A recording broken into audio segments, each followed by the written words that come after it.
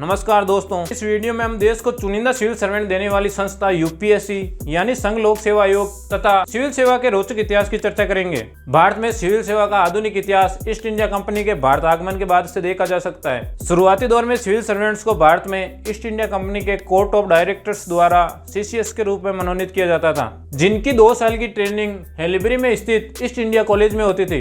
Court of directors द्वारा उन्हीं British rich family के मेंबर्स को मनोनीत किया जाता था, जिनके द्वारा उन्हें स्पॉन्सरशिप या फंडिंग मिलती। कॉर्नवालिस वो पहले गवर्नर थे जिनके कार्यकाल में सिविल सेवा मुख्य रूप से अस्तित्व में आई, इसलिए कॉर्नवालिस को सिविल सेवा का जनक कहा जाता है। इस समय कॉन्टिनेंटल सिविल सर्विस को इंपीरियल सिविल सर्विस कहा जाने लगा, जिसे बाद में इंडियन सिविल सर्विस में तब्दील कर दिया गया। 1833 के चार्टर एक्ट में कहा गया था कि भारतीयों को भी सिविल सर्विस में अवसर दिया जाए और सिविल सेवा के लिए एक ओपन कॉम्पिटिशन किया जाए, लेकिन इस पर कोई भी अमल नहीं किया गया। इसके कुछ समय बाद 1853 के चार्टर एक्ट तथा मैकाले रिपोर्ट में सिविल सेवा के लिए बड़े बदलाव देखने को मिले।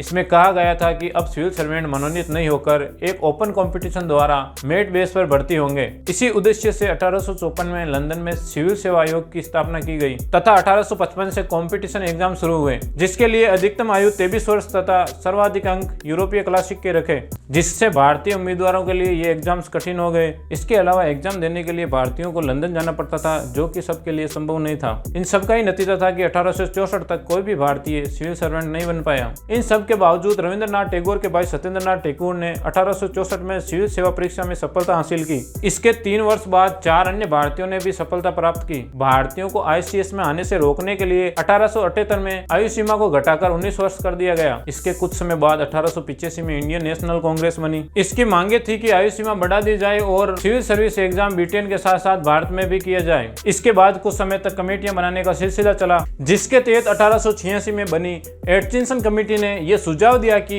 इन पब्लिक सिविल सर्विसेज में और ज्यादा भारतीयों को मौका मिलना चाहिए। 1887 में एटकिंसन कमेटी ने इन सर्विसेज को कॉन्टिनेंटल और नॉन कॉन्टिनेंटल सिविल सर्विस से हटाकर 3 अलग वर्गों में विभाजित किया: शाही, प्रांतीय तथा अधीनस्थ। इनमें से इंपीरियल सर्विसेज में अधिकतम ब्रिटिश उम्मीदवारों को ही लिया जाता था। एटकिंसन कमेटी के बाद आई इस्लिंगटन कमेटी में भारतीयकरण की बात कही गई और 25% पदों को भारतीयों के लिए आरक्षित करने के लिए कहा। एटकिंसन कमेटी व इस्लिंगटन कमेटी के सुझावों का असर भारत सरकार अधिनियम 1919 में देखने को मिला। गवर्नमेंट ऑफ इंडिया एक्ट 1919 की धारा 96C में कहा गया कि एक पब्लिक सर्विस कमीशन बनेगा, जो भारत में लोक सेवाओं के लिए बढ़ती हुए नियंत्रण के कार्यों का वहन करेगा। गवर्नमेंट ऑफ इंडिया एक्ट 1919 से ही इंपीरियल सर्विसेज को 2 भागों में बांट दिया गया। एक था ऑल इंडिया सर्विसेज, दूसरा था सेंट्रल सर्विसेज। इसके बाद 1920 में गृह विभाग का एक प्रस्ताव आया, जिसके तहत यह बताया गया था कि अब इंग्लैंड के साथ साथ भारत में भी एग्जाम होगा। भारत में पहली बार इंडियन सिविल सर्विस का एग्जाम 1922 में इलाहाबाद के एक लॉ कॉलेज में करवाया गया, लेकिन लंबे समय तक पत्राचार होने के बावजूद निकाय की स्थापना को लेकर कोई निर्णय नहीं हुआ। तब यह विषय भारत में उच्च सिविल सेवाओं पर 1924 में बने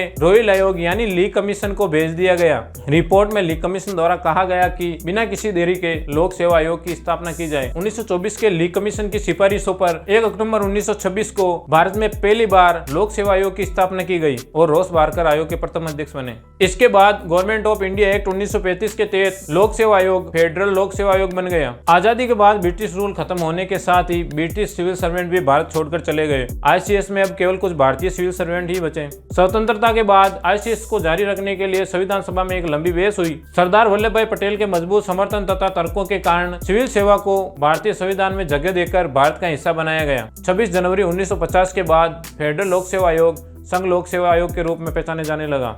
आज के लिए बस इतना ही। मिलते हैं अगले वीडियो में। धन्यवाद।